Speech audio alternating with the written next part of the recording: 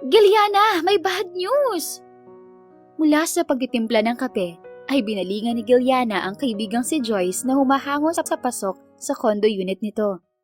Oh, Joyce, akala ko ba pumasok ka na ng trabaho? Bakit bumalik ka pa with matching hard breath? Anong problema, friend? May nakalimutan ka ba? O baka naman may humahabol sa'yo? Takang tanong niya rito. Lumapit naman sa kanya ang kaibigan. You're dead, Giliana! Alam mo ba kung ano nakita ko sa labas? Hindi. Ano ba kasi yun? Ihanda mo ng sarili mo. I'm sure na mamumutla ka pag nalaman mo. Pwede ba? Sabihin mo na. Huwag kang pa-suspense.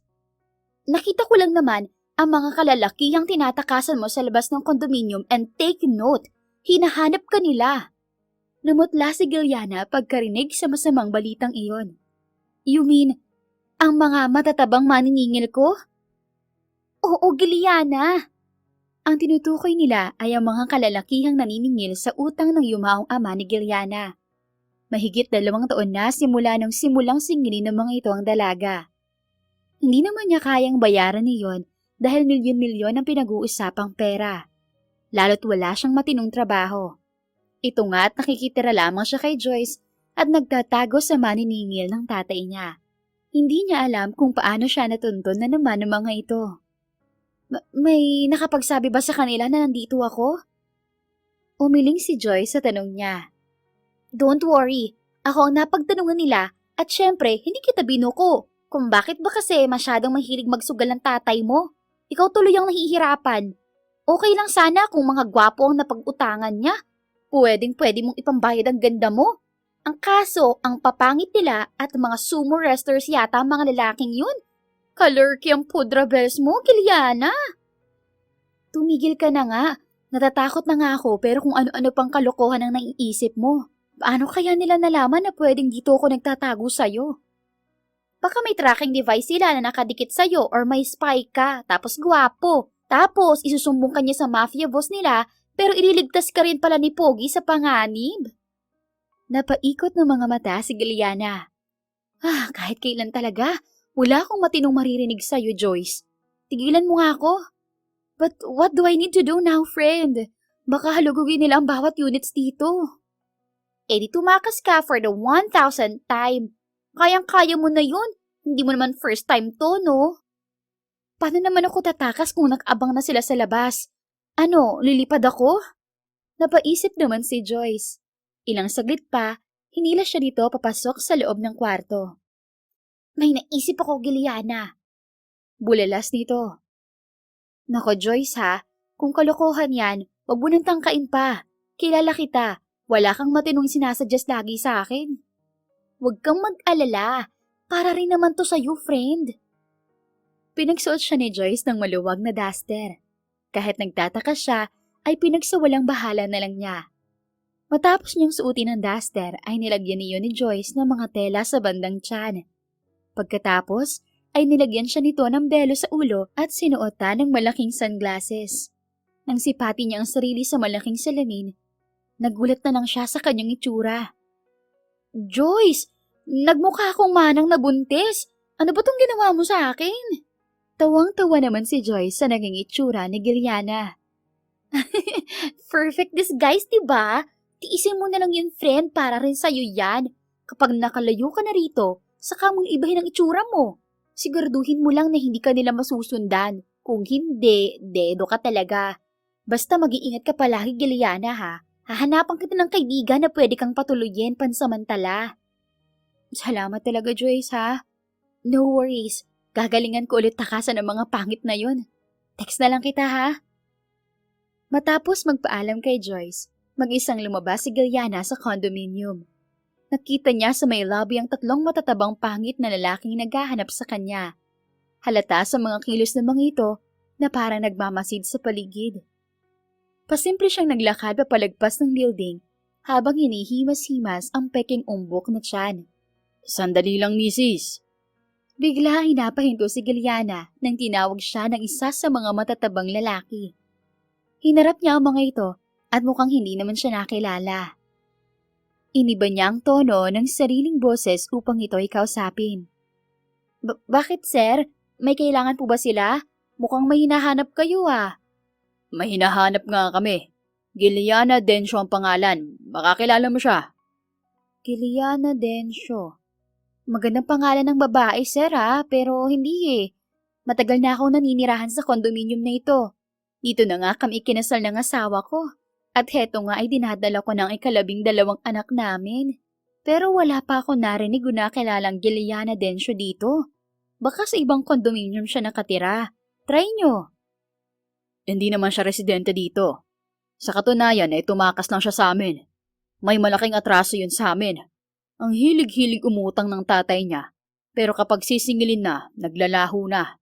Kung makikita ko lang talagang babae yon, ipapatapon ko siya sa Japan para mapagkakitaan doon. May tsura siya at maganda pa naman ang hubog ng katawan ng babaeng yon. Tsak na malaking pera rin siya. Napalunok si Giliana sa sinabi ng isa sa mga lalaki. Pasimple siyang tumikhim.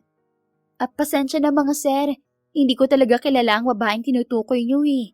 O siya, maiwan ko na kayo rito. Magpapacheck up pa po kasi ako sa OB-GYN ko.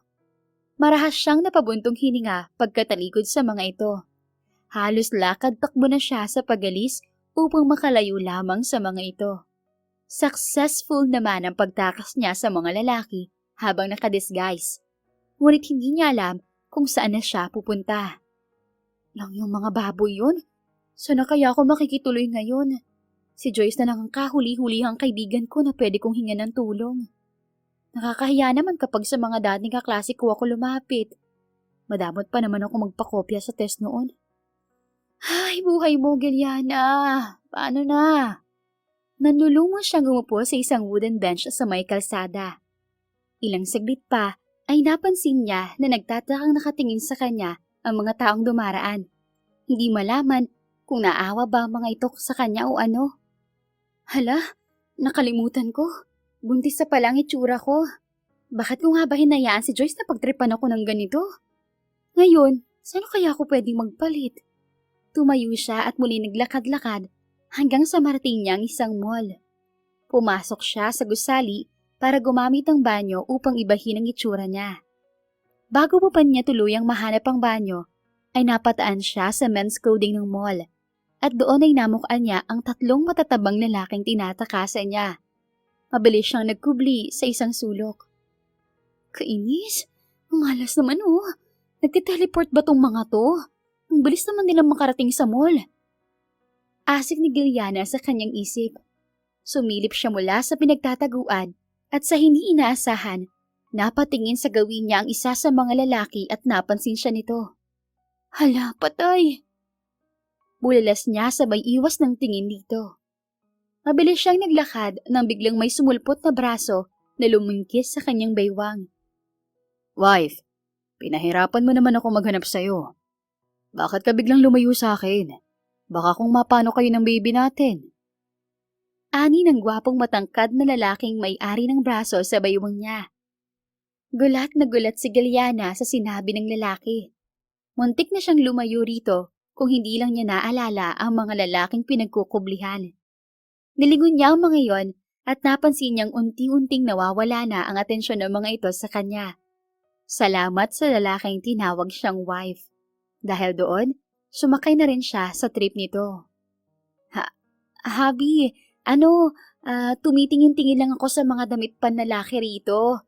Kaso ang papangit lahat, na sa tingin ko, hindi babagay sa kagwapuhan mo. Pasensya na kung pinag-alala kita ha. Napangiti ang lalaki sa narinig. It's okay, wife. Sa susunod, wag mo nang uulitin. Parurusahan kita sa bahay kapag ginawa mo ulit yon. Parurusahan kita sa kama. Natapwat ng ilabot si Giliana sa banta ng lalaki. Nagpatianod pa rin siya rito nung nagsimula na itong maglakad. Kung titingnan, para silang tunay na mag-asawa. Kaya marami tuloy sa mga nakakakita sa kanila ang nagbulungan. Ang sweet naman ng guy Alalay na alalay sa asawa. Sana ganyan na rin ang mapapangasawa ko kapag magbubuntis ako sa anak namin. Dinig ni Giliana na sabi ng mga nadadaanan nila. Parang naaalala kong kabataan ko. Maalaga rin ang asawa ko. Lalong-lalo na sa mga panahon na buntis ako sa mga anak namin. Sabi naman ng kasama nito. Ang gwapo ni kuya pero ang pangit ng taste. Nag-asawa na nga. Sa isang mukha namang manang pa. Mukha silang magnanay kaysa mag-asawa. Pogi, hiwalayan mo na yan. Parang nahihiya ngunit nag-iinit ang ulo ni Giliana sa mga nagbubulong-bulungan. Pero dahil nasa panganib pa siya, hinayaan na lang niya. Nang masiguradong malayo na sila sa kinaroroonan ng tatlong lalaki, ay nakahinga siya ng maluwag. Bibitiw na sana siya sa pagkakahawak ng gwapong lalaki na nasa tabi. Ngunit biglang may humila kay Giliana sa lalaki kasabay ng pagdapo ng palad sa pisngi niya na halos ikabingi niya. Bakit mo ko sinampal, miss? Galit na buliyaw ni Giliana sa babaeng mistisa habang hawak niya ang namumulang pisngi. You deserve more than that, bitch. Ang lakas ng loob mong agawin sa akin si Magnus. Wala ka pa sa kalingkingan ng ganda ko. How shameless you are.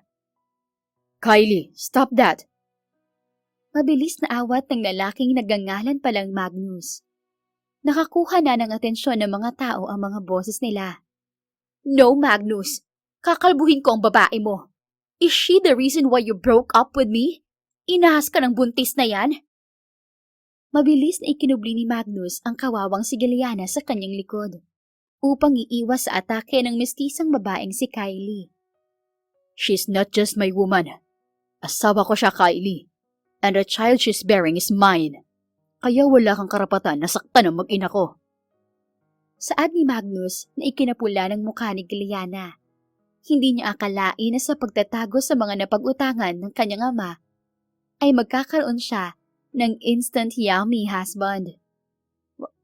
What? Asawa? Paninigurado ni Kylie. How come na nag-asawa ka at nang buntis pa ng maaga kahihiwalay mo lang sa akin last night? Ibig sabihin, niloloko mo na ako nung una pa lang?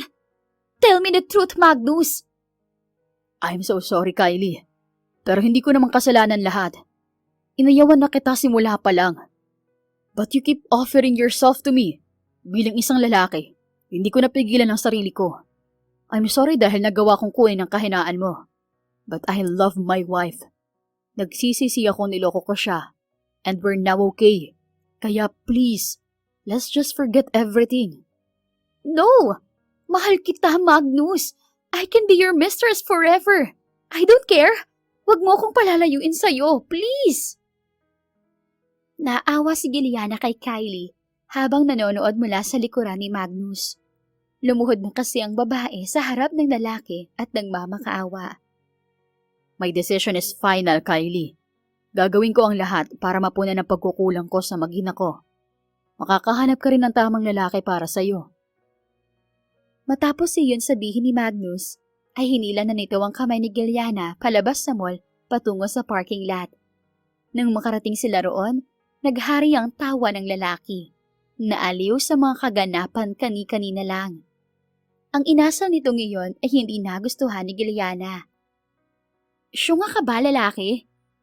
Alam mo bang masamang manakit ng damdamin ng babae? Napahinto si Magnus sa narinig at tiningnan ng buntis na babaeng naidamay nito sa gulo. Oh, I'm sorry. Promise, hindi ko intensyon na idamay ka sa nangyari kanina. I have no choice but to do that. Huwag mo sana akong ipabugbog sa asawa mo. Pasensya na kung nasaktan ko ang damdamin mo. Hindi damdamin ko ang tinutukoy ko, kundi sa babae kanina. Yung niloko mo. You mean kay Kylie? Oo. Base sa napansin ko, durog na durog siya. As in, pinong-pino. Ibinigay niya sa iyo ang lahat at willing pa siyang maging kabit mo sa kabila ng panloloko mo sa kanya. Pero anong ginawa mo? Iniwan mo pa rin siya. Dapat inamin mo sa kanya ang totoo na hindi tayo magkaano-ano. Malaking kasalanan ang nagawa mo sa Diyos. Kung kasalanan ang ginawa ko, kasalanan na rin ang nagawa mo. You just help me. Meaning, accomplice kita. Pwede ka namang lumayo sa akin pero sinakyan mo pa rin ako. Sarkastikong sagot ng binata. May rason ako kung bakit nagawa ko yun, no? At pwede ba, huwag mong ilihis sa akin ang mali mo. Ano magagawa ko? Una pa lang, alam niya na babaero ako. But still, she served herself to me. Sa katunayan ay wala sa akin ang mali. Nasa kanya. Ngayon, nagsawa na ako, habol pa rin siya ng habol. Hindi ko rin ugaling pulutin ang tinapon at napaglumaan ko na. Napaglumaan ha? Kumulo ang dugo ni Giliana sa narinig. Dahilan kung bakit umigkas ang kanyang kamao at sapul si Magnus sa panga. Hindi pa siya nakontento at inulit pa niya yun na tumama naman sa ilong ng lalaki. Ouch! Why did you punch me, woman? Tama lang sa'yo mga suntok ko. Iyong una ay para sa pagsapak sa akin ng babae mo dahil dinamay mo ko sa gulo nyo. Iyong pangalawa naman ay para sa pagtrato mo sa kababaihan bilang isang bagay na pwede mong paglumaan at pagsawaan lang. Naway hindi na kita makita pang muli dahil hindi lang yan ang aabutin mo sa akin. Babaliin ko ang buto mo sa susunod. At tumalikod na si Giliana pero bigla ulit humarap sa nasapak na binata. And for your information, wala pa akong asawa. Sabay irap at talikod ulit na dito. Nakatanga namang pinagmasdan ni Magnus ang papalayong figura ng buntis habang himas ang nasaktang panga at ilong. Grabe, ang lakas manuntok ng buntis na yun ha. Bulong na lamang niya. Kalaunan ay napangiti si Magnus.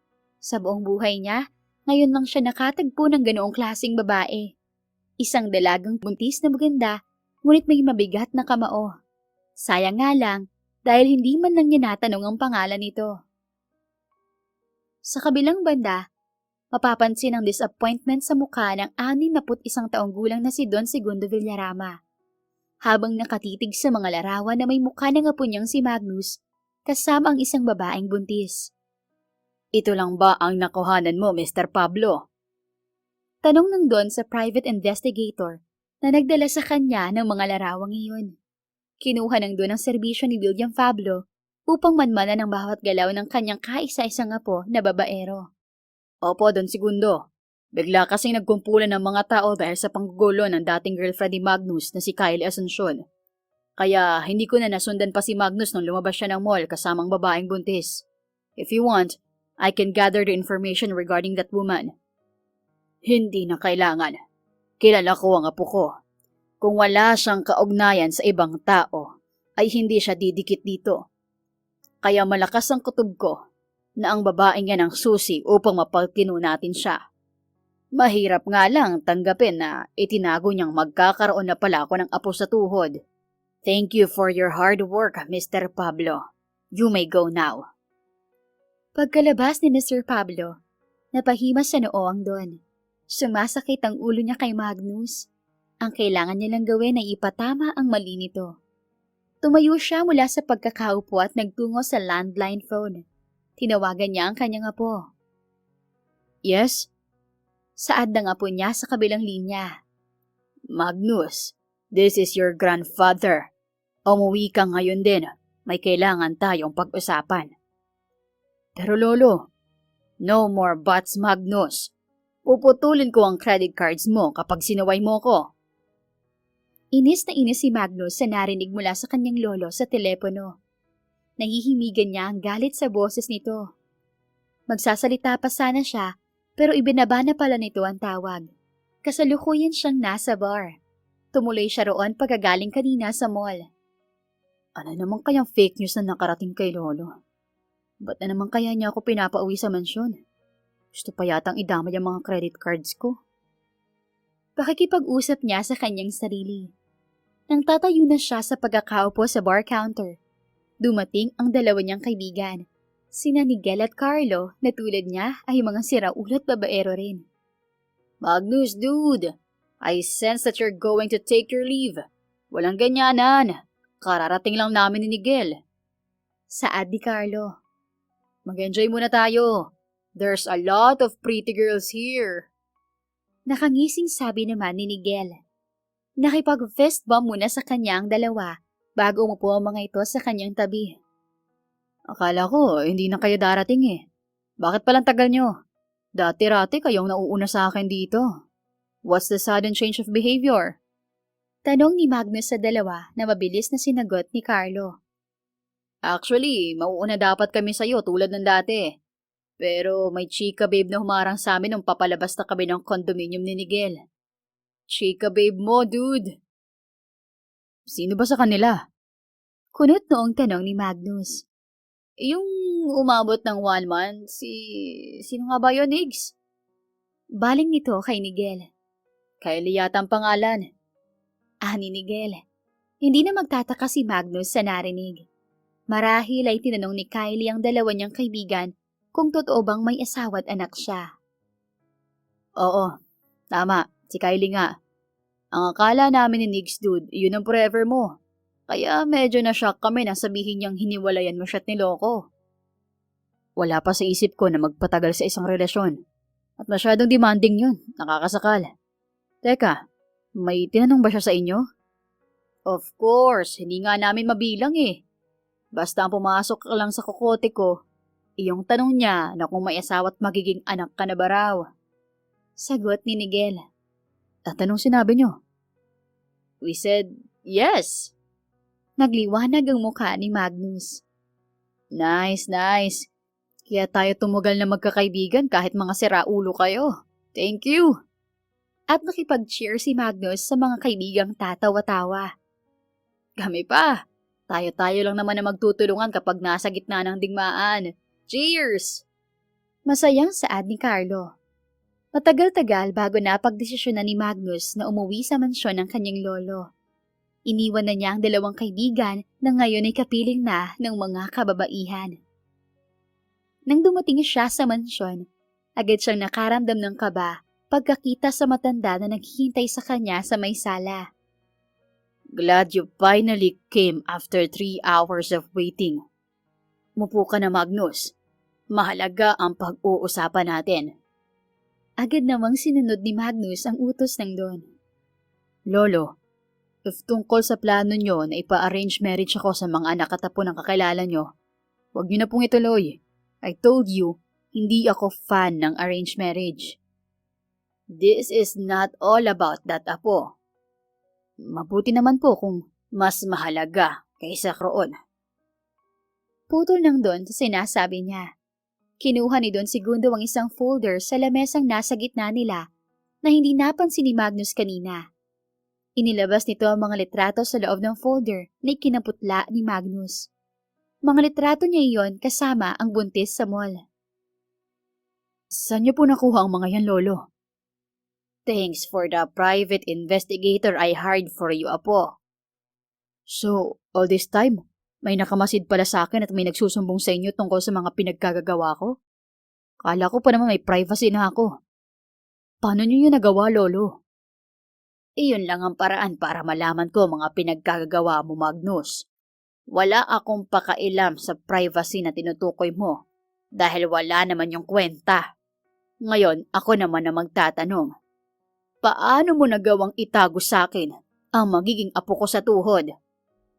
Noong una, hindi pa maintindihan ni Magnus ang sinasabi ng matanda. Pero kalaunan ay nag-sink in na rin sa utak niya ang tinutukoy nito. Lolo, you misunderstood everything. Hindi ko kilala iharap mo sa akin ng babaeng binuntis mo, Magnus. Putol na naman ang Don sa sinasabi niya. Ayokong magkaroon ng bastardong apo sa tuhod. Kaya whether you like it or not, pakakasalan mo ang babae nasa picture upang maging legal na bilyarama ang bata sa sinapupunan niya. Kung hindi mo ko susundin, asahan mong wala ka ng mana na hihintayin pa. That's final. Period. Matapos sabihin yun ng Don, tumayo na ito at nagtungo sa ikalawang palapag ng mansyon. Lolo! Bago pa man makapagpaliwanag si Magnus, ay tuluyan ng nasa taas ang matanda. Napagulo na lang siya sa buhok. Nyeta naman oh. Kambal ko yata si Kamalasan kaya nangyayari sa akin lahat ng to. Tiningnan niya ang mga larawan nila ng babae na nasa mesa. Now, paano kita hahanapin? Ipangalan mo, hindi ko alam. Ano ba naman yan? Frustrated na kausap niya sa sarili. Halos maglilimang araw na simula noong makatagpo ni Galiana ang babaerong lalaki sa mall. Magpahanggang ngayon, hindi pa rin niya malimot-limot ang pretending to be preggy at pretending to be couple incidents na yun. Hoy, Giliana! Babalikwas siya sa wisyo nang marinig ang boses ni Patria. Ito ang kanyang dating kaklase na naisipan niyang hingian ng tulong na patuloyin siya sa bahay pansamantala. Kapalit niyon ay magtatrabaho siya sa bagong bukas nito na restaurant. Okay na yon kaysa naman magpalaboy-laboy siya. Hindi na siya pwede kay Joyce dahil alam na yon ang maniningil niya. Bakit, Patria? Lutang ka, sis? Marami na tayong customers, oh. Ay, sorry. Marami lang akong iniisip. Pansin ko nga. Tell me. Lalaki yan, no? Hindi Hindi ako katulad mo. Sus, nag-deny pa. Aminin mo na. Namumula ka kaya kapag malalim ang iniisip. Kabisado talaga siya nito dahil mula elementarya hanggang high school ay katabi niya ito sa upuan.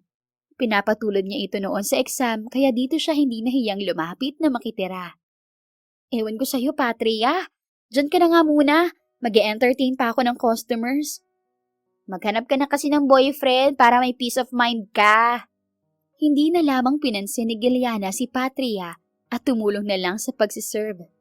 Ilang oras din ang inabot bago humupa ang mga customers kaya nakapagpahinga na muli si Giliana. Habang nakaupo siya sa isang silya, ay narinig niya ang pagbubukas ng pintuan ng restaurant. Agad siyang tumayo upang salubungin ang bagong dating na customer at hindi niya inaasahan kung sino ito. Welcome to... Wait, ikaw? Ako nga, wifey. Your one and only hubby. Nice to see you again, Miss Giliana Dencio. Nakangiti nitong bungad. Ang bagong kapapasok lang na customer ay si Magnus Villarama na ngayon ay taimtim na nakatingin sa kanya. Habihin mo mukha mo. Anong ginagawa mo rito? At bakit alam mo ang pangalan ko? Hindi ko sinabi sa'yo yun last time, Pinaiimbestigahan mo ba ako, ha? Yes, I did. Ano? Namimilog ang mga matang mulalas ng dalaga. Napahagod naman ang tingin sa flat niyang tiyan si Magnus. So, it's true. Hindi ka nga buntis.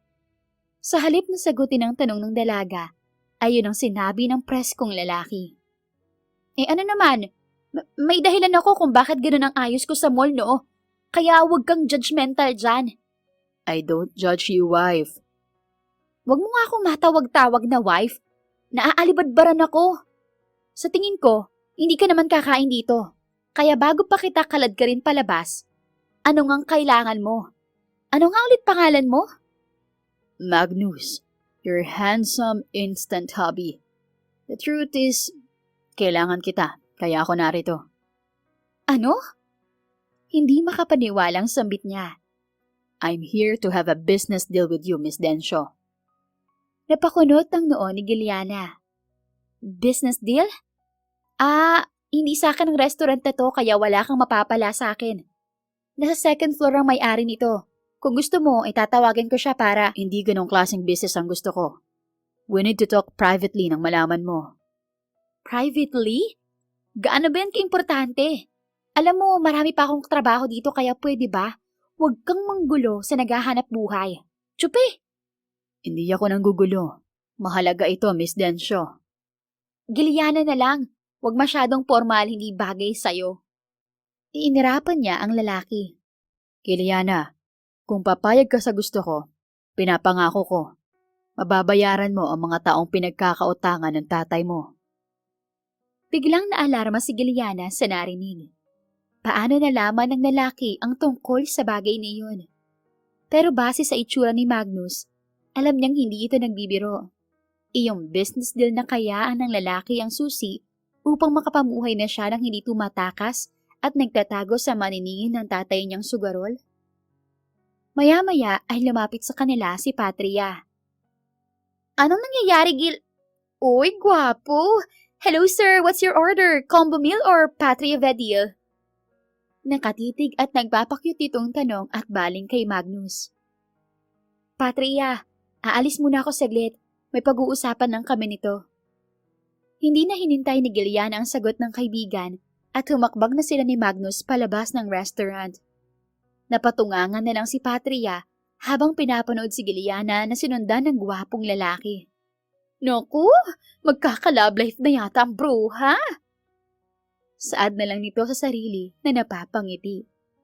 Hindi alam ni Giliana kung saan siya dadalhin ni Magnus at hindi niya alam kung bakit sumama siya rito gayong hindi niya ito lubusang kilala. Ilang saglit pa, huminto sila sa isang mamahaling condominium na sikat sa Makati. Pagka-park ni Magnus sa kotse, lumabas na ito at pinagbuksan ng dalaga. Salamat. Bumaba si Giliana at nag-aatubiling sinundan ng lalaki na pumasok na sa building ng condominium. Teka, bakit tayo nandito? Anong plano mong gawin sa akin, Magnus? Oh, I forgot to inform you. Nakalimutan ko na nasa condo unit ko ang mga pictures na gusto kong ipakita sa'yo, kaya dinala kita rito. At huwag kang assuming, babaero ako, pero wala naman akong nakikitang pwede kong pagnasaan sa'yo, Giliana. Abat, sasabat na sana siya pero naglakad na ang lalaki.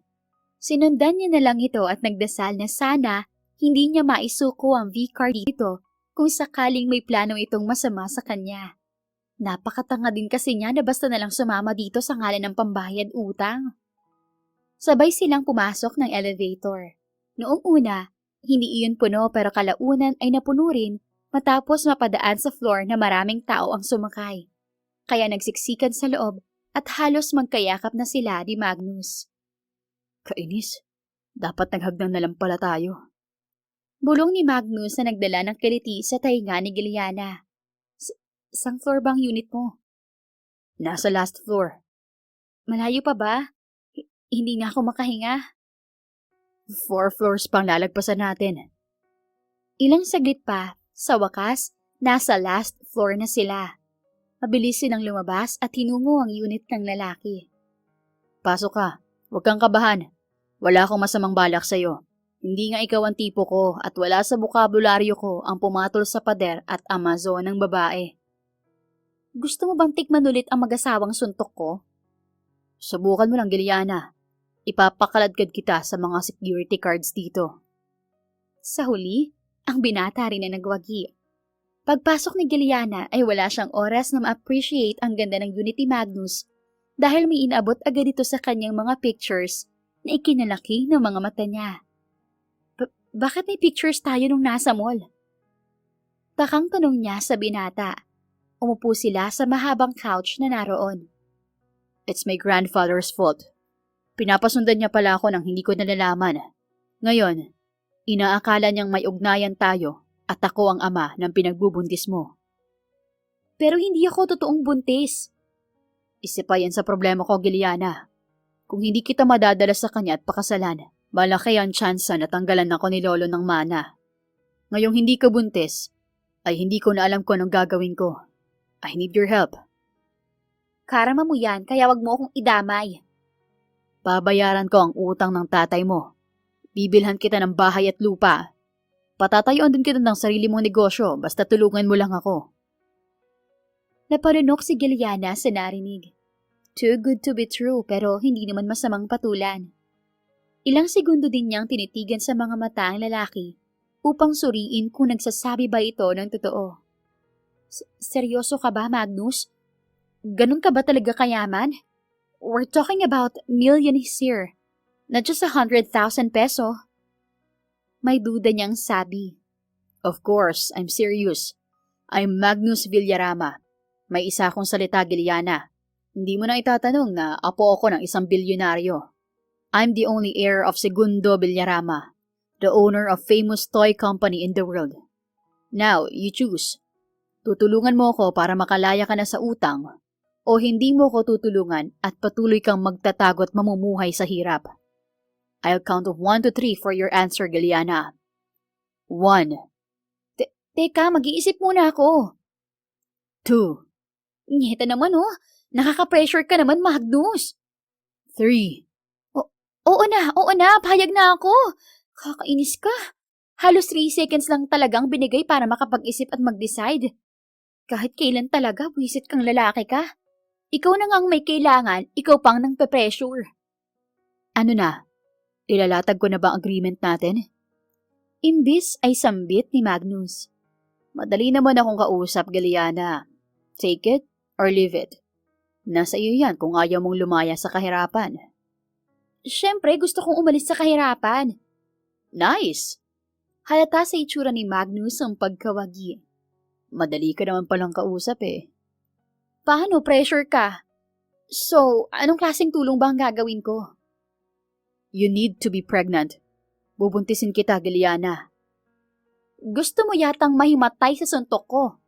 Inis na sagot ng dalaga. Easy, joke lang yun. Siyempre walang mawawala sa'yo. You just need to pretend that you're pregnant. Gagawa tayo ng contract. Tapos magpapakasal tayo. Kapag kunwari nanganak ka na, mag-aampon ako ng sanggol. Then after that, we can file an annulment. Gagawa na lang tayo ng rason kung bakit tayo maghihiwalay. With that, masasagip natin ang mana ko at mabubuhay ka na ng maginhawa. Deal? Sabay abot ng kamay ni Magnus sa dalaga. Halos abutin pa ng minuto bago marahang tumango si Giliana at inabot ang kamay ng lalaki na naghihintay. Deal. Sagot niya. Siguraduhin mo lang natutupad ka sa usapan, Magnus, ha? Dudurugin ko yung mukha mo once na binudol mo ko. Natawa si Magnus, namamangha sa tapang ng kausap. Promise, hindi ako budol. May pipirmahan tayong agreement kaya wag kang mag-alala. Parang isang panaginip lang lahat dahil kinabukasan nakatanggap ng tawag si Giliana mula sa mga naniningil sa kanya. May malaking pera ka rin pala na pwede mong ipambayad. Pinaghabol mo pa kami ng 2 taon, Giliana. Sabi ng boses parang bangkay sa kabilang linya. Bayad na ako kaya wag niyo na akong guluhin pa. Don't worry, hindi kami ganon. Enjoy sa malayang buhay. Napabuntong hininga si Giliana pagkababa ng tawag. Sa katunayan ay hindi pa siya malaya dahil makukulong pa siya sa deal nila ni Magnus. Pero siguro naman ay mas magaan iyon kaysa naman sa magtago ng magtago sa pinagkakautangan. Kung tutuusin ay hulog nga ng langit si Magnus sa kanya. Sinalba siya nito sa utang. Wala naman siyang ibang aasahan. Ulila na siya at halos wala ring kinikita sa mga pinagtatrabahuhan dahil nga pinapakain at pinapatira siya sa bahay ng mga kakilala niya. Kaya mo to, self. Pagpapalakas niya sa kanyang loob. Lumipas ang 2 araw. Natagpuan na lang ni Giliana ang sarili na nasa isang magarang mansyon. Katabi niya si Magnus. Binilhan siya nito ng fake pregnancy belly bodysuit at mga pambuntis na dress. Nagkapermahan na rin sila ng agreement. Giliana, apo! Tawag ng matandang lalaki na boses. Bumaba sa hagdanang doon na sa tingin ni Giliana ay ang lolo ni Magnus. Lumapit ito sa kanya kaya nagmano siya rito. Hello po, ako po si Giliana, girlfriend na nabuntis ng apo niyong babaero. Napatikhim si Magnus sa sinabi ng dalaga. Napatawa naman ang doon. I know, iha. Ako naman si Segundo Praxedes Villarama. Lolo na lang ang itawag mo sa akin. Tutal, kapamilya ka na namin. I'm glad na dinala ka na dito ng apo ko. Akala ko'y susuwayin na naman niya ako. By the way, ilang buwan na ba ang supling na dinadala mo? 6 months na po, Lolo. Matagal na pala. Kung hindi pa na-report ng private investigator ko ang tungkol sa inyo, wala yatang planong sabihin sa akin ni Magnus ang tungkol sa inyo. Napaka-irresponsableng bata talaga ng apo ko. Pagpasensyahan mo na siya, iha, at lumaking spoiled brat. Kahit patay na ang mga magulang niya, pasaway pa rin siya. Lolo, mamaya na kayo magsermon. Pagod sa biyahe si Giliana at baby namin. And they're probably starving right now. Saway ni Magnus sa lolo. Tamang-tama. Nagpahanda na ako ng makakain nyo. Let's eat. And while doing that, pag-uusapan natin ang kasal nyo. Sa hapagkainan, napag-usapan nila na ikakasal si Giliana at Magnus sa korte muna. May kalakihan na raw kasi ang siya ni Giliana kaya nakakahiyang ikasal sa simbahan. Paglipas ng 1 linggo, tulad ng napagkasunduan, naikasal na ang dalawa. Ang akala nila natitira sila sa condo unit ni Magnus ay hindi pinayagan ng doon. Lolo, Mas komportable sa unit ko ang asawa ko. Kukuha na lang ako ng kasambahay at personal driver. Isa pa, pwede naman kayong bumisita roon. Reklamo ni Magnus sa matanda nang minsang magkasabay-sabay sila sa agahan. No, dito kayo sa mansyon ko titira hanggang sa manganak ang asawa mo. Wala naman akong kasama rito at para na rin mabantayan kita. Lolo, may asawa na ako kaya hindi na ako gagawa ng kalokohan. I doubt it. Sa ayaw at sa gusto mo, susunod ka sa utos ko. Is it okay to you, Apo? Baling nang Don kay Giuliana. Nahihiyang ngumiti si Giuliana. Tiningnan niya si Magnus na ngayon ay nakatitig sa kanya na may ipinapahiwatig. Sure po, gusto ko rin po makasama kayo, Lolo. Wala na kasi akong mga magulang kaya nakakatuwang may bago akong lolo. Napansin agad niya ang pag-asim ng mukha ni Magnus pagkasabi niya noon. Mabuti naman, Apo. Kung may cravings ka at gustong bilhin, huwag kang mag-aatubiling lumapit sa akin. Kung hindi naman susundin ng asawa mo ang pinag-uutos mo, magsabi ka lang sa akin at ako ang babatok sa kanya. Lolo! Reklamo ni Magnus na hindi naman pinansin ng Don. Maliwanag, Apo. Imbes ay sabi ng Don kay Giuliana. Maliwanag na maliwanag po, Lolo. Huwag kayong mag-alala. Titiyakin kong hindi ako susuwayin ni Magnus dahil mata lang niya ang walang latay kapag nagkataon. Inis na inis naman si Magnus sa usapan ng dalawa. Pakiramdam niya, pinagkakaisahan siya ng mga ito. Dahil naninirahan sila sa mansyon kasama ang Don, kaya kinakailangan nilang galingan ang pag-arte nila. Magkasama silang natutulog sa isang kwarto at dapat ay sweet sila sa harap ng matanda. Kaya medyo nahirapan sila sa nagdaang araw. Wife, I can't wait to finally see and hold our first child. Saad ni Magnus sabay yakap sa asawa. Napansin niya kasi ang kanyang lolo na bumababa ng hagdan at nakatingin sa direksyon nila sa may sala. Anong nangyayari sa'yo? Nababaliw ka na ba? Shh! Nagmamasdan tayo ni Lolo. Sumakay ka na lang. Pasimpleng nilingon ni Giuliana ang hagdanan, kaya umalerto siya at umarte na rin. Ako rin, Habi. Sa tingin mo, babae kaya o lalaki ang baby natin? Kahit babae o lalaki, wala akong pakialam. Ano kaya ang pwede nating ipangalan sa panganay natin? Hobby, may ideya ka ba? Kapag babae, maganda ang Maria Graciana. At kung lalaki naman, Marcus Gabriel. Ang ganda! Gusto ko rin nun, Hobby. Basta kasing gwapo ko kapag lalaki at kahawig ko kapag babae. Umingos si Giuliana. Ang daya mo naman! Isa nilalagay ang jeans ko. Wife, kahihiyan kung sakaling sa'yo siya nagmana. Pikunin mo pa ako makakatikim ka ng sapak sa akin, Magnus. Tumawa ng malakas si Magnus. Halatang inaasar talaga ang asawa. Halika kayo mga apo. Pupunta tayo ng Obigayni to know the baby's gender. Biglang napahinto ang dalawa sa kulitan nang magsalita ang Don. Ano po yun, Lolo? Sa Obigayni? Paninigurado ni Magnus. Oo. Sa tagal niyo na rito ay hindi ko kayo napansin na lumabas para pumunta ng doktor. Mukhang hindi kayo nagpapacheck up. Kaya magbihis kayo. Pupunta tayo roon ngayon. Naalarma ang dalawa at nagkatinginan. Naku, Lolo. Mas gusto po namin ni Magnus na surprise kung lalaki ba o babae ang baby namin. Tutol ni Giuliana. Then at least magpa-check up ka, Apo, para malaman natin kung healthy ba ang baby nyo. Gusto pang tumutol ng dalawa, pero umalis na ang Don at nagtungo muna sa taas. Magnus, paano na?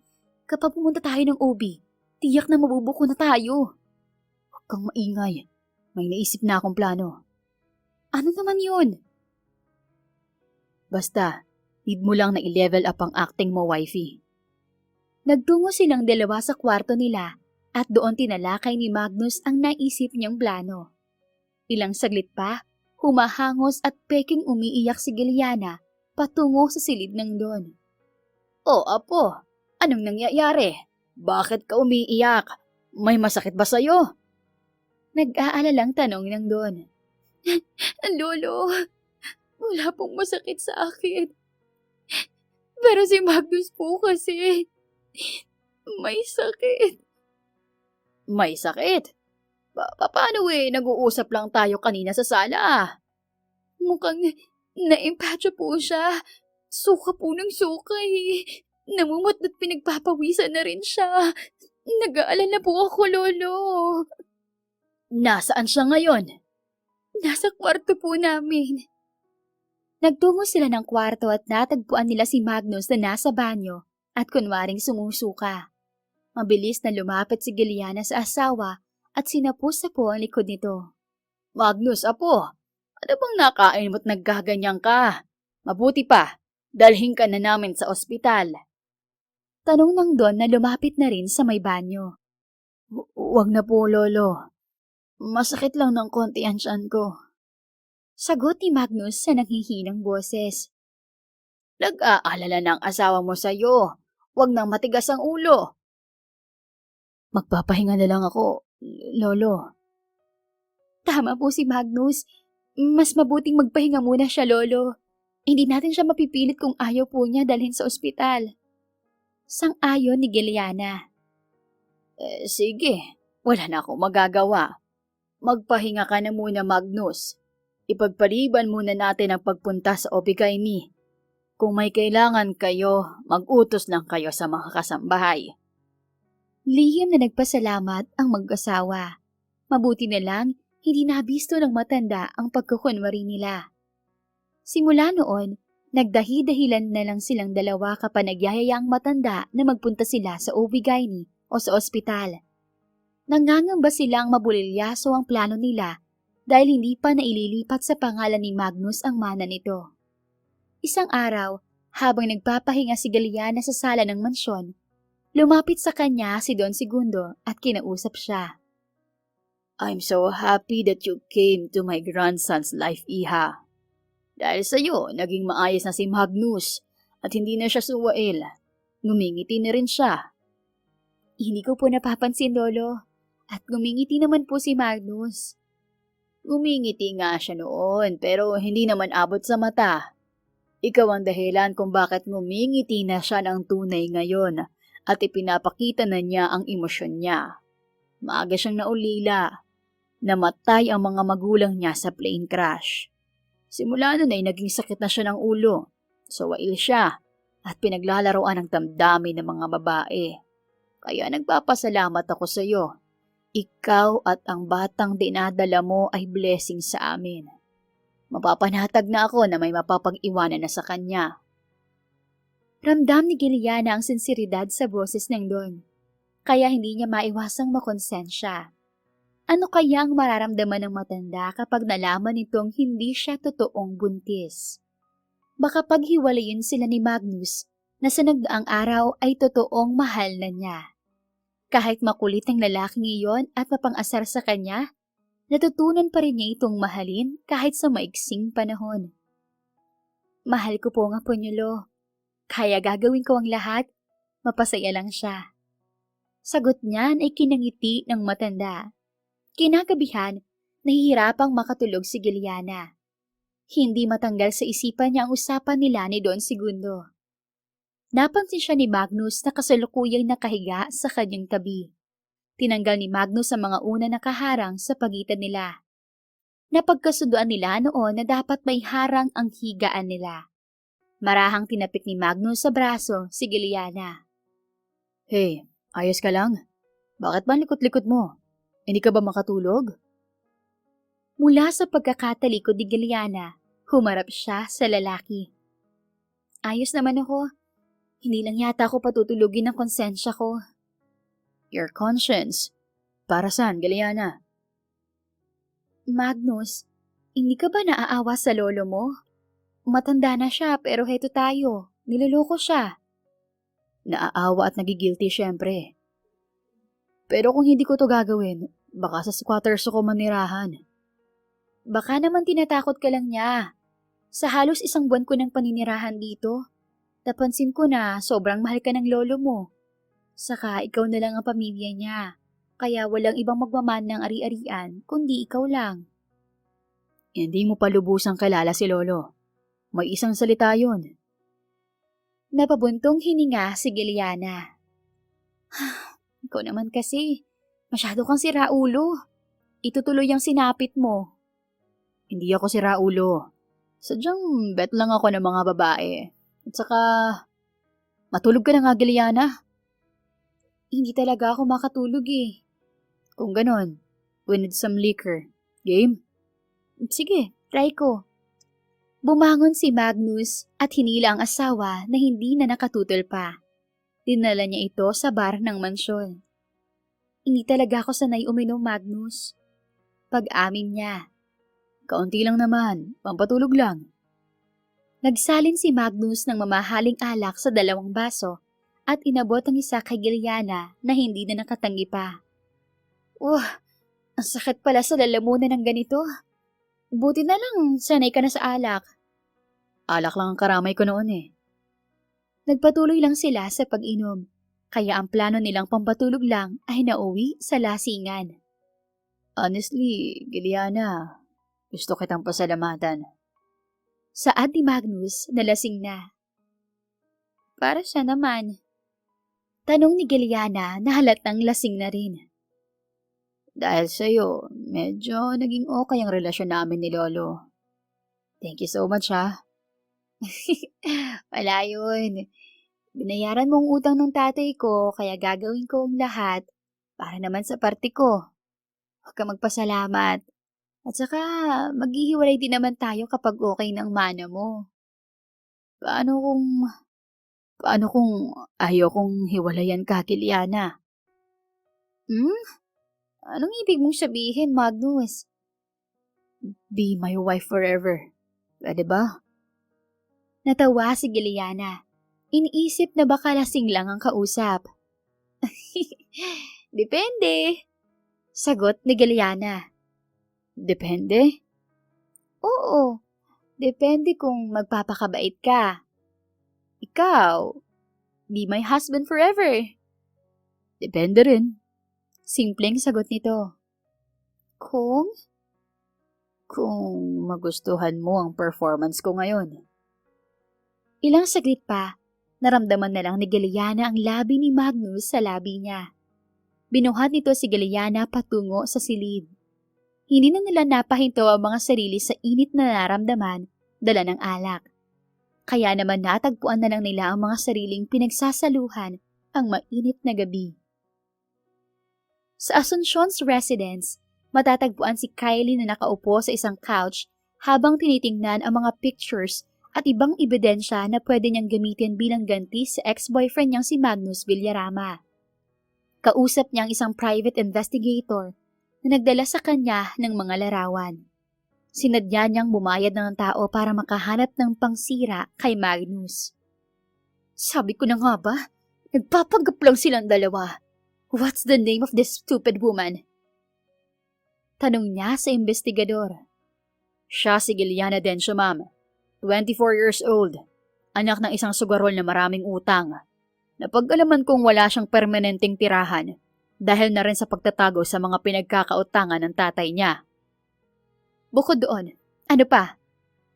Bukod po doon, nalaman ko na kasal na sila at patuloy na nagpapanggap kay Don Segundo para maibigay na kay Magnus ang mana nito. Kapalit ng kasal nila, bibigyan ni Magnus si Giliana Dencio ng masaganang pamumuhay. Oh, really? Napatawa ng mapakla si Kylie. Ang siraulong yun? Pati pala ang sariling lolo, niloloko rin? Wow! Pwes, kinakailangan niyang tumumba. Hanggang ngayon, hindi ko pa rin nakakalimutan ang panuloko at pamamahiya niya sa akin. Just wait, Magnus Villarama. I'll make sure na magbabayad ka sa mga ginawa mo sa akin. May araw ka rin. Kinabukasan din, ginawa ni Kylie ang masamang balak na pinaplano niya. Nagtungo siya sa mansyon ni Don Segundo. Laking tuwa niya nang makitang wala roon ang apo nito. Hello, Don Segundo. It's my pleasure to finally meet you. I'm Kylie Asuncion, by the way. pagpapakilala niya sa matanda na kabababalang mula sa second floor. Umupo si Don Asuncion sa couch at inaya ang bisita. Upo ka, iha. Isa kang Asuncion? Tama po kayo. Nag-iisa akong unig iha ni na Patricio Asuncion at Clea Asuncion. I see. Pero hindi ko alam na may maganda pala silang anak. At ano naman pala ang kailangan mo sa akin at naparito ka? Before I proceed to my purpose, gusto ko lang pong siguraduhin kung hindi niyo po talaga ako kilala. I'm telling the truth, iha. Ganun po ba? Mukhang hindi man lang ako nabanggit ng apo niyo. Isa po kasi ako sa mga naging girlfriend ni Magnus. Marahang napatawa si Don Segundo. Tama palang hinala ko. Maganda ka, iha. Kaya hindi na ako magtataka. Kung ganon, ako na ang humihingi ng tawad kung may nagawang hindi kaaya-aya sa iyo ang apo ko. Womanizing was his scoop to forget about his late parents. Hindi ko siya masisisi. Mahirap ang maging ulila sa murang edad. But now, he's happily married and excited for his incoming child. Nakakasiguro ba kayo riyan, Don Segundo? Anong ibig sabihin mo, iha? Pagtataka ng Don. Inilabas ni Kylie ang mga nakalap na ebidensya at isang-isang pinatong sa lamesa upang makita ng matanda. Ito po ang mga ebidensya na hindi totoong buntis si Giliana Dencio at binayaran lang siya ng apo nyo para magpanggap upang hindi mo siya tanggalan ng mana. Niluloko lang po kayo ni Magnus. Saad ni Kylie. Ipinagpatuloy lamang ni Kylie ang pagisiwalat sa Don. Samantala, si Magnus at Giliana ay wala sa mga oras na iyon. Nasa isang supermarket ang mga ito. Mas malaki, mas mabuti. Worth it ang ipinambayad ko kung ganon. Saad ni Magnus habang itinuturo ang isang isda. Walang kwenta ang laki kung hindi naman fresh ang isda, Magnus. Sabi naman ni Giliana at itinuro ang isang gusto niyang bilhin. Tingnan mo tong isa, maliit pero fresh. Ito dapat ang bilhin natin. Paano mo naman nasisiguradong fresh yan? Pagmasdan mong maigi to, okay? Malinaw pa ang mga mata niya. Iyong hasang, mapula-pula pa. Makintabang balat niya at magkakalapit ang mga kaliskis niya. Kapag sinundot at hindi pa malambot, at lahat ng yon ay sinyales na fresh pa tong isda na to. Fine. Bilhin mo na yan para makauwi na tayo. Napangiti si Giliana at binili ang isdang gusto niya. Matapos niyon, nagdesisyon na silang umuwi. Did you regret it, Giliana? Kalaunan ay tanong ni Magnus habang nakatutok sa daan ng atensyon at nagmamaneho. Pagsisisisan. Yung nangyari sa atin ng isang gabi. Honestly, ako, hindi ko yun pinagsisisihan at gusto ko yung maulit pa. Pinamulahan ng pisngi si Giliana nang biglang maalala ang nangyari sa kanila noong gabing naglasing sila. Ako rin naman, hindi ko yun pinagsisisihan. Bagamat lasing tayo, nasa wisyo ako nang binigay ko sa iyo ang sarili ko, Magnus. Talaga? Gusto mong ulitin natin ngayon? Nananabig ka siguro sa mag-asawang suntok, no? Tarantado ka? Joke lang, wifey. Sige, magtitiis muna ako hanggang sa makarating tayo sa bahay. Ilang saglit pa, naramdaman ni Giliana ang paghawak ni Magnus sa kanyang kamay. Hanggang sa nakauwi sila ng mansyon. Magkasiklo pa rin ang kanilang mga palad kahit nakababa na sila ng kotse. Pareho silang masaya na kalaunan ay naglaho rin nang madatnan si Don Segundo na madilim ang itsurang nakaupo sa couch sa sala na tila hinihintay talaga sila. Umusbong ang kakaibang kaba sa kanilang dibdib dahil doon. Lolo, may problema ba? Tanong ni Magnus. Oo, malaking problema.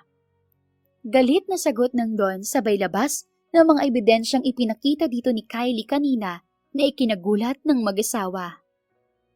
Talagang tanga ba ang turing niyo sa akin at nagawa niyo akong lukuhing dalawa? Lolo, hindi namin sinasadya. Magpapaliwanag kami. Protesta ni Magnus abuelo. Hindi ko kailangan ng panibagong kasinungalingan. Lumayas kayo sa pamamahay ko. Hindi kayo nababagay rito. Lolo, uminahan po kayo. Sabat naman ni Giliana. Huwag mo akong matawag-tawag na lolo. Hindi kita kaano-ano babae. Dumaan ang matinding sakit sa puso ni Giliana.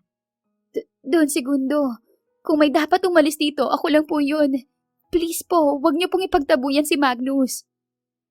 Giliana, tinanggap kita sa pamilyang ito sa pag-aakalang ikaw na ang susi upang tumino itong apo ko. Pero isa ka pala sa mga kakampi niya upang lokohin ako. Pinagkatiwalaan kita, pero sinayang mo lang.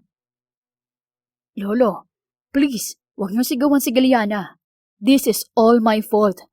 Ako na lang ang parusahan niyo. Simula sa araw na ito, hindi ka na Villarama, Magnus.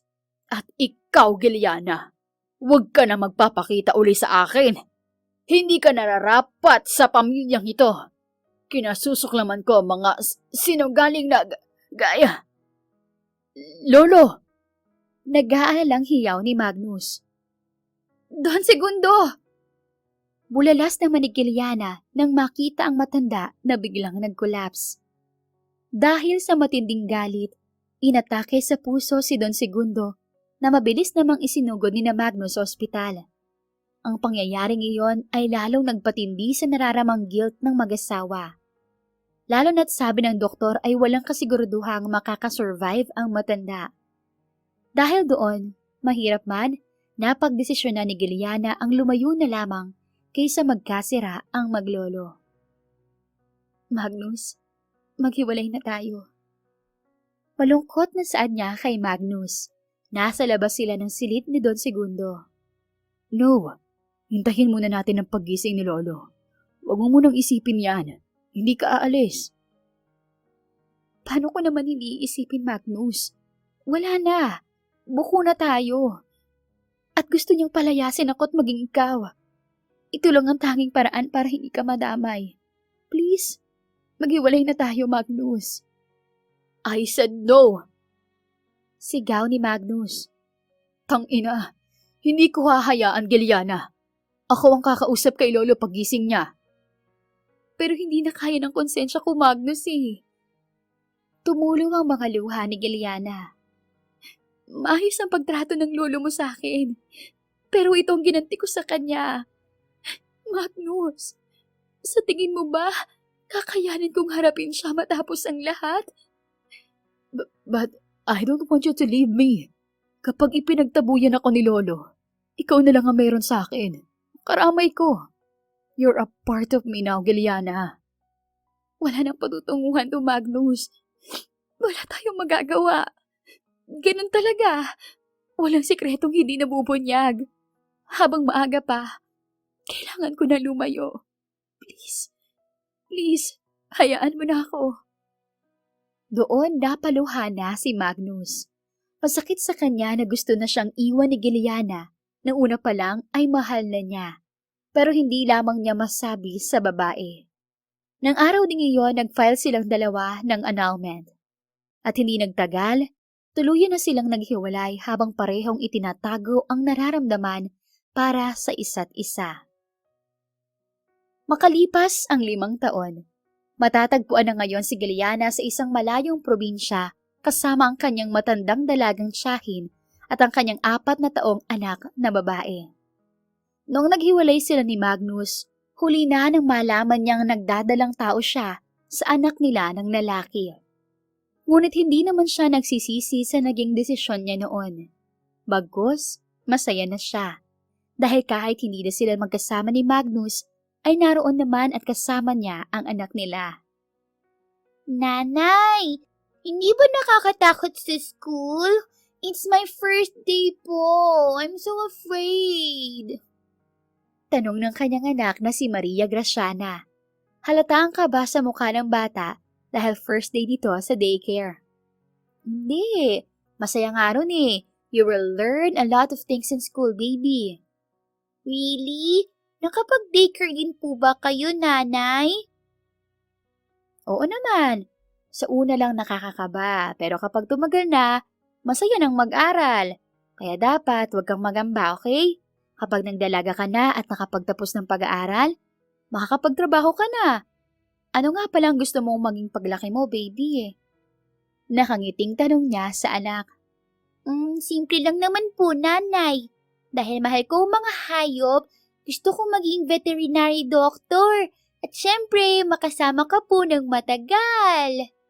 Wow, mabuti yan anak. I love you. I love you too po, nanay. Matapos ang usapang iyon, nagpunta na ang mag-ina sa daycare school. Habang si Magnus naman ay matatagpuan sa kanyang sariling opisina sa Villarama Toy Company. Isa sa mga kumpanya ng kanyang lolo na sa kanya na nakapangalan. Simula nung maghiwalay sila ng kanyang dating asawang si Giliana, ay ginugol na lang niya ang sarili sa pagtatrabaho. Matapos magising ang kanyang lolo, ay ibinigay ang mana niya. Bagamat pinapahanap naman niya si Giliana, wala pa rin kahit isa sa mga na-hire niyang private investigator ang nakapagsasabi kung nasaan ang dating asawa. Ilang saglit pa, pumasok ang kanyang sekretarya. Sir Magnus, nandito na po ang lolo niyo. Sige, papasukin mo siya, Jenna. Pumasok si Don Segundo, habang mag-isang pinapaandar ang wheelchair nito. Apo. Lolo, bakit mag-isa lang kayo? Where's your nurse? Mabilis na tinulungan ni Magnus ang matanda para tuluyang makapasok sa opisina niya. Kasama ko naman pumunta rito pero inutusan ko muna. May pinabili ako sa labas at saka kaya ko naman ang sarili ko kahit walang umaalalay sa akin. Mas maigi pa rin po na may kasama kayo, Lo. Mahirap na. Baka kung ano na naman ang mangyari sa inyo. Ano po palang pinunta nyo rito?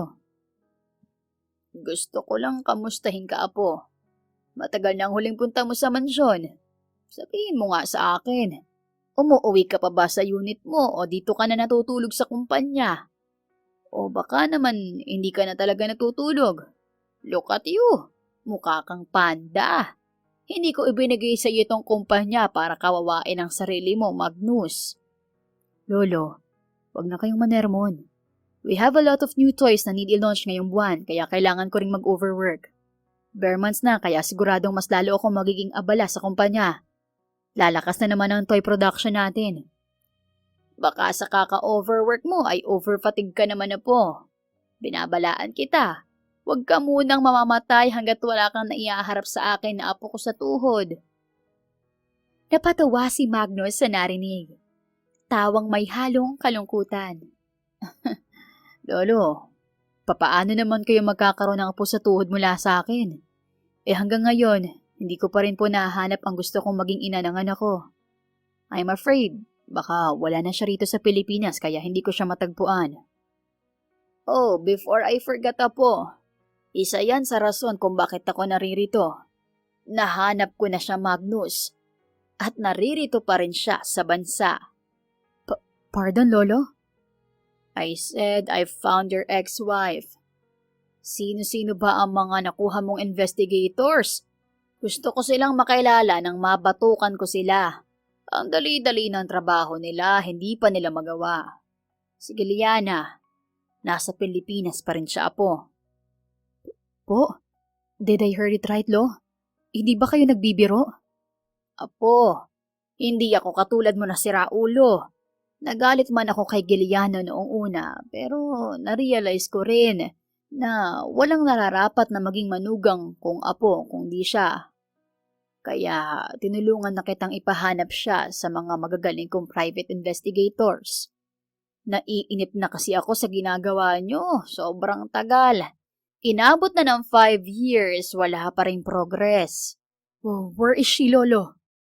Excited na tanong ni Magnus. Hindi na pinansin ang ibang sinabi ng abuelo. Kung gusto mong malaman, sumama ka sa akin sa mansyon. Doon ko sasabihin sa'yo. Sa pananabik, agad sinang-uyo na ni Magnus ang suwestyon ng matanda at doon ay ibinigay ng Don ang lahat ng impormasyon na kailangan ng apo nito. Sa probinsya, katatapos lang gumawa ng assignment ang mag-ina ni Giliana at ngayon ay parehas ng nagkukulitan. Nanay, nakikiliti po ako. Humahagik-hik na reklamo ng bata sa pangingiliti ni Giliana dito. Ang kulit-kulit mo kasi, ang cute-cute. Pinisilpa niya ang pisngi ng anak. Nanay naman, please stop. Fine. Magkwentuhan na lang tayo. Ano naman ang naganap sa school mo? May mga friends ka na ba? Maybe? Dahil sa tanong niyang iyon, napansin ni Giliana ang paglungkot ng mukha ng anak. Ewan ko po kung friends ko na sila, nanay. Saad ng bata. Bakit naman, baby? Inaway ka ba nila? Hindi naman po. Pero, nung nag-introduce kami isa-isa, pinagtawanan nila ako when I told them that you're my mother and father at the same time. Graciana, anak. Di ba ganun naman po? Kahit wala akong tatay, hindi naman po kayo nagkulang sa pagpaparamdam sa akin na kumpletong pamilya ko. That's why I love you so much, nanay. Thank you po for taking care of me. Napaluhan na si Giliana. I love you too, anak. I don't know kung anong nagawa ko para ibigay ka sa akin ng Diyos. Habang nasa ganoong sitwasyon sila, biglang kumatok sa pintuan ng kwarto nila ang tiyahin niya. Giliana, may bisita ka! Sandali po, Tita Milagros. Iniwan muna ni Giliana ang anak sa silid. May bisita kang gwapo! Sino raw po siya, tita? Hindi niya binanggit ang pangalan niya. Ang sabi, kilala ka raw niya. Mukha namang mabuting tao kaya pinapasok ko na. Nasa sala siya ngayon. Sige po, ikaw muna pong bahala sa anak ko. Ako na nga asikaso sa bisita ko. Sumang-ayon naman ang tiyahin niya kaya bumaba na siya ng hagdan upang magpunta sa sala. Doon, nagulat na lamang siya sa bisitang tinutukoy ng kanyang tiya. Isang bisitang hindi niya inaasahan, bagamat matagal na niyang gustong makita. Magnus, paano mo na lamang nandito ako? Takang tanong ni Giliana dito. Sa halip na sagutin siya, tumayo si Magnus mula sa pagkakaupo sa couch at mabilis siyang nilapitan sa kaniyakap ng mahigpit. Tell me this is not a dream. Sa wakas nakita na rin kita, wife. Matagal kong hinintay ang pagkakataong ito. I miss you so much. Madamdaming saad ni Magnus habang yakap at hinahalikan ang buhok ng babae. Sandali nga. Kumala si Giliana mula sa pagkakayakap ni Magnus. Anong ginagawa mo rito? Alam ba to ng lolo mo? Nandito ako dahil nandito ka. And yes, alam to ni lolo. And he's the one who told me that you're here. Ano? Giliana, hindi nagalit si lolo sa atin. Sa katunayan, gustong-gusto na niyang maikasal tayo ulit. For ourselves and for our daughter. Nanlaki ang mga mata ni Giliana. Paano mo nalaman na may anak tayo? Si lolo lang ang nakaalam. Sinabi niya lang sa akin.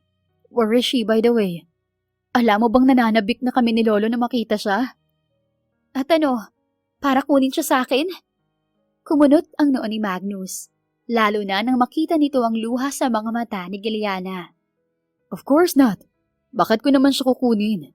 Hindi ko magagawa yon. Iuuwi ko kayong dalawa sa Manila. Hindi yun ganun kadali.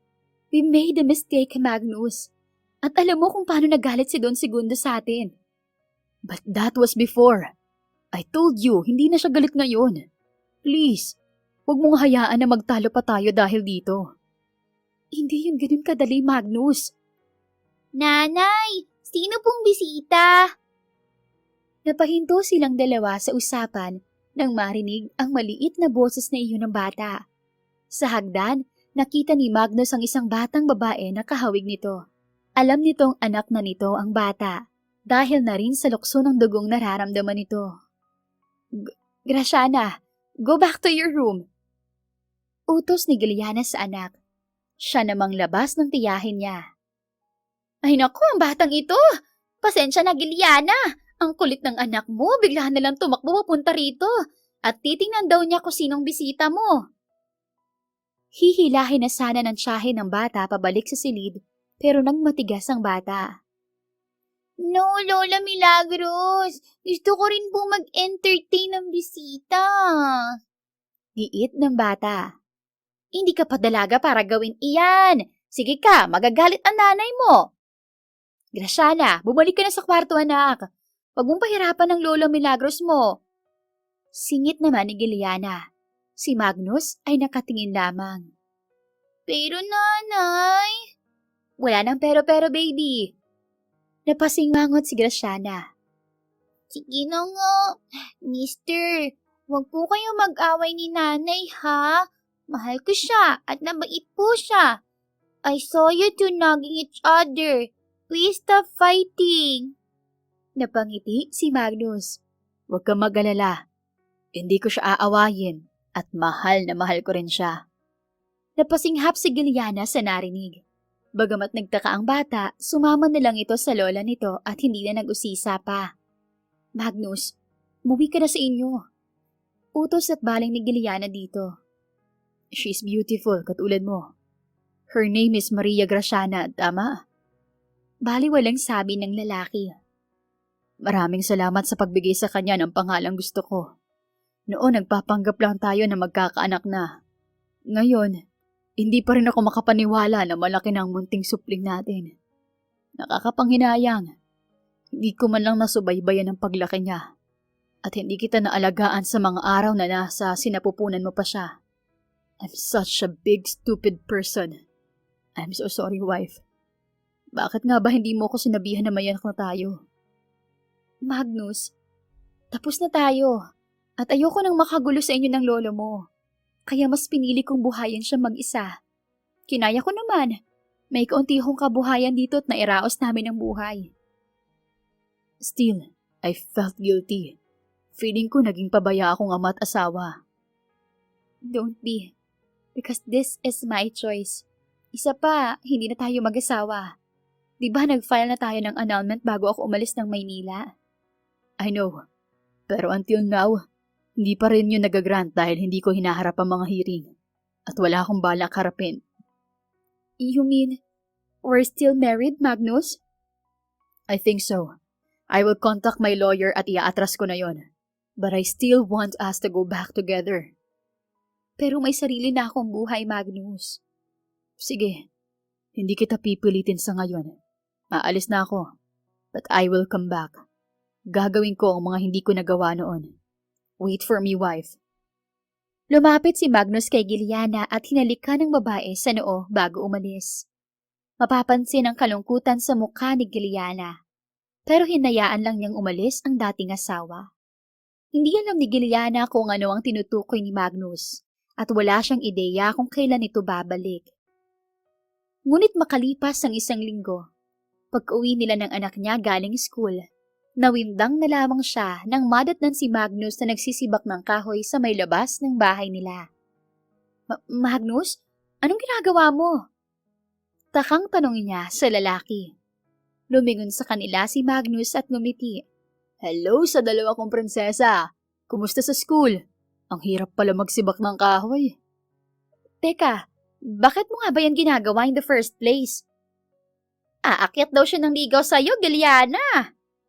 Ang tiyahin niya ang sumagot sa tanong na iyon. Kalalabas lamang nito mula sa loob ng bahay at dinalhan ng maiinom si Magnus. Uminom ka muna, iho. Kanina ka pa riyan nagsisibak ng kahoy pero wala ka namang nasisibak. Salamat, Tita Milagros. Aakyat ng ligaw sa akin? Gagad ni Giliana. Tita, bakit mo pinayagan ng hindi ko man lang alam? Pinagsibak niyo pa ng kahoy yan. Baka hindi na yun umalis dito. Nanay, wag nang pakipot. Gumugurang ka na po. Singit ni Graciana na tatawa-tawa. Tama ang anak mo, Giliana. At saka, mabuti naman ang intensyon nitong si Magnus at walang kwentang lalaki kung hindi marunong sa mga gawain dito sa probinsya. Mabuti na lang kahit mahirap, ginawa niya. Kani-kanina lang nag-igib yan ng tubig. Pinag-igib niyo pa? Kung alam niyo lang kung gaano yan kasira ulo, tita. Baka hindi na talaga ako tantanan yan. Angil niya. Giliana, ako ang nag-insist kay tita. Wala kasing tubig na ipanghuhugas ng mga gulay si Tita Milagros. Hindi naman malayo ang igiban, kaya nag-volunteer na ako. Ay, nai-stress ako sa inyo. Napasapo na lang sa noo si Giliana. Pinagtawanan lamang naman siya ng tatlo. Nga pala, luto na niluluto ko. Tamang-tama. Pumasok muna kayo at kumain. Halika iho, halina kayo sa kusina. Yakag ng matanda sa kanila. Sige po, tita. Susunod po kami. Magalang na sagot ni Magnus. At ikaw naman, Giliana, tanggalin mo na yung kulot na noo mo.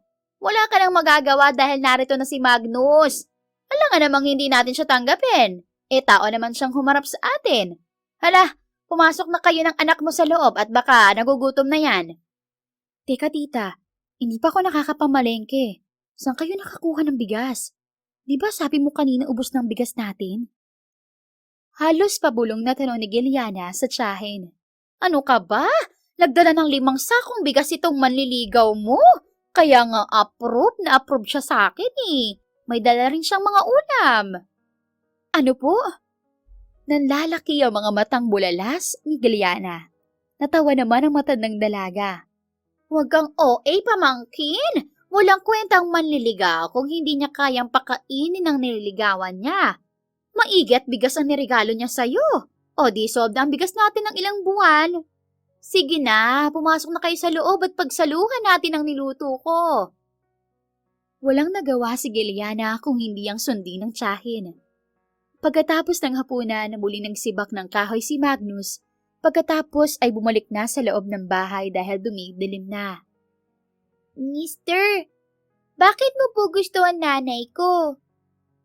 Tanong ni Graciana nang umalis saglit ang nanay nito.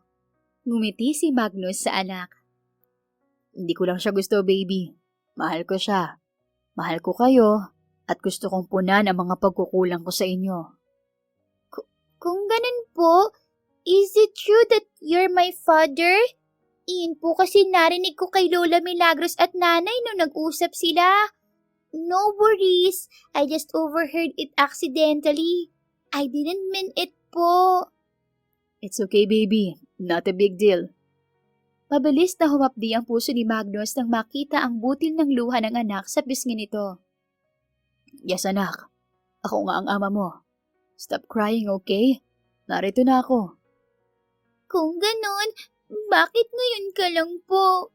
Ang tagal ko po kayong hinintay. Shana, listen anak. Hindi ko sinasadya. It's just complicated. Hindi kami magkasundo noon ng lolo segundo mo. He is your grandfather. Pero ngayon, okay na kami. At gusto niyang maging okay rin kami ng nanay mo. Huwag ka nang umiyak, please. Mahal na mahal kita, anak. Your lolo is so excited to meet you, baby. Then, can I call you tatay po? Naiinggit po kasi ako sa mga kaklase ko na may tatay. Sure, anak. Kahit hindi mo na hilingin ang permiso ko, pwedeng-pwede. Tatay, ano ba ang may tutulong ko para tanggapin ka na ni nanay at sagutin ka na niya? Mula sa pagluha ay napangiti si Magnus. Ngayon ay may kakampit kasama na siya upang hulihin ang puso ni Giliana. Sa halos 2 linggong pabalik-balik ni Magnus kina Giliana, naging puspusan ang panliligaw niya sa dating asawa. Sinadya niyang magbakasyon sa trabaho upang bigyan ng panahon ang mag-ina niya at bumawi sa mga ito. Medyo malayo ang Manila sa Bulacan kung nasaan sina Giliana, pero baliwala sa kanya ang biyahe. Basta makita lang niya at makasama ang mag-ina. Isang gabi habang naguhugas ng plato si Giliana, nakarinig siya ng tugtog ng gitara sa labas ng bahay nila. Ano yun, tita? Ba't parang may nagpapatugtog sa labas? Tanong niya sa tiyahin na nagkibit balikat lamang. Dahil sa kuryosidad, iniwan niya ang mga hugasin at binuksan ang pintuan upang magulat sa nakita sa labas. Si Magnus na may pinapatugtog na gitara at ang anak nilang si Graciana na may hawak na pulumpon ng bulaklak pala ang nag-iingay. Ilang saglit pa, lumapit sa kanya ang anak at ibinigay ang bulaklak na siyang simula namang kumanta ni Magnus. Wala siyang nagawa kundi ang ngumiti at panoorin ang minamahal na lalaking humaharana sa kanya sa oras na iyon. Matapos kumanta si Magnus, ibinaba nito ang gitara at lumapit kay Giliana. Alam kong bago pa lang ako naniligaw sa iyo, wife. Pero hindi mo ko masisisi. Lalo pat approve na ako sa anak natin. Mahal kita. Mahal ko ang anak natin. At gusto kong mabuo tayong pamilya. At gusto ko rin itanong sa'yo na baka pwedeng aprobahan mo na rin ako at mahalin. And I wanna ask you this, baby. Giliana, my wife, will you marry me again? Sinserong saad niya. Naluluhang tumangu-tungo naman agad si Giliana. Sira, hindi mo lang alam. Kahit na nagsusungit-sungitan ako sa'yo, hinihintay ko talaga na mag-propose ka sa akin. Hinihintay ko na sabihin mo sa akin ang totoo mong nararamdaman. Mahal din kita, Magnus. Kahit noon pa. Really, baby? Oo. And yes, Magnus Villarama, I will marry you again. Talagang wife? Walang halong biro? Nakangiting paniniguro nito. Oo, walang halong biro, hubby. Yes! Yes!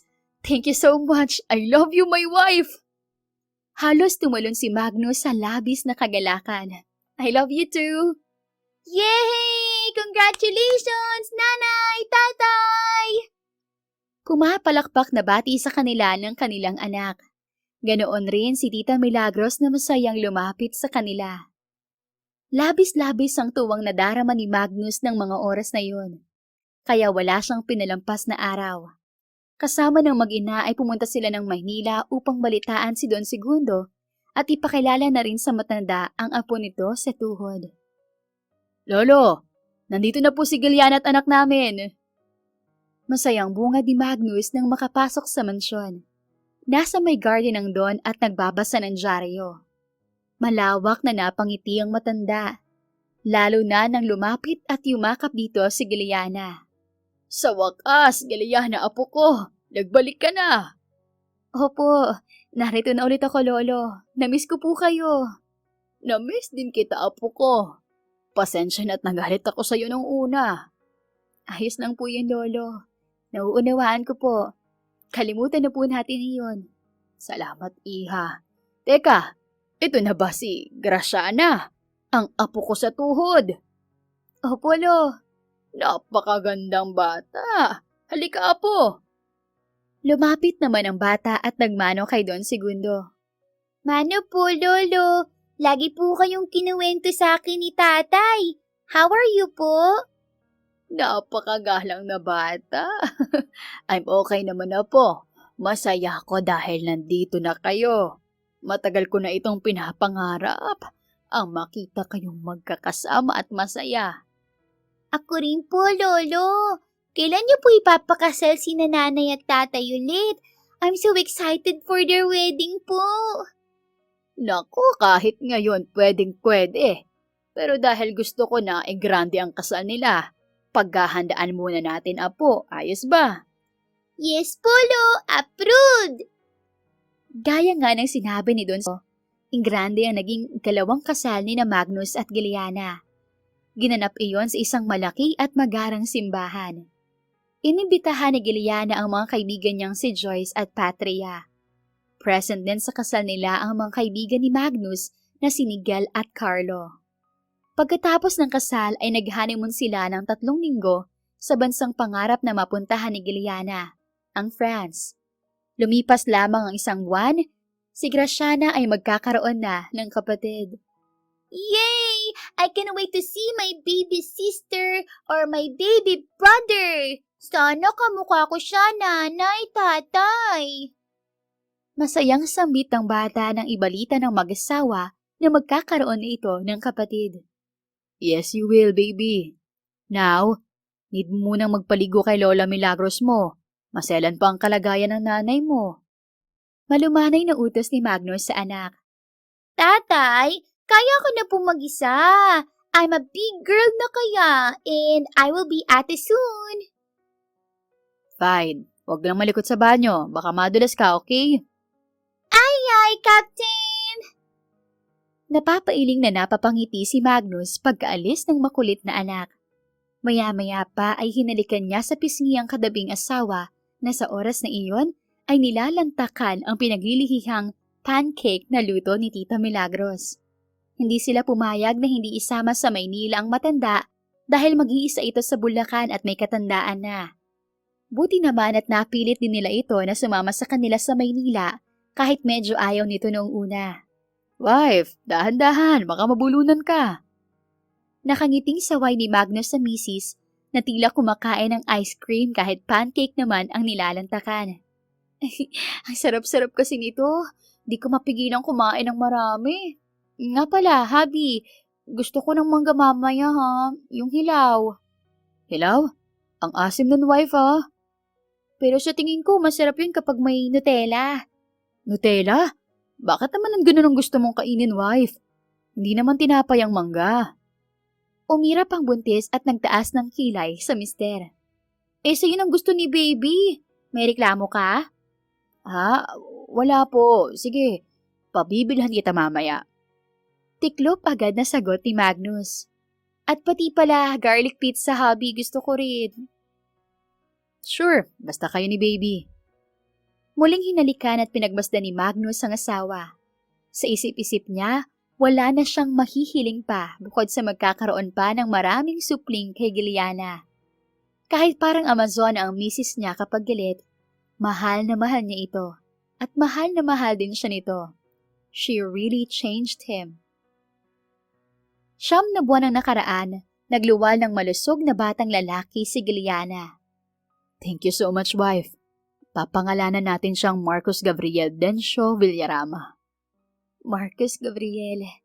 Hi anak, ako ang nanay mo at siya naman ang tatay mo. And this is your big sister. Hello baby Marcos Gabriel! Huwag kong makulit dahil ako ang big sister mo at masungit ako. Sabi naman ni Graciana sa kapatid. Natawa tuloy ang mag-asawa sa babala nito kay baby. Welcome to the world, anak. Sambit naman ni Magnus. Isa-isang pinataka ng halik sa mga pisngi ni Magnus ang mag-iina niya. Salamat dahil dumating kayo sa buhay ko.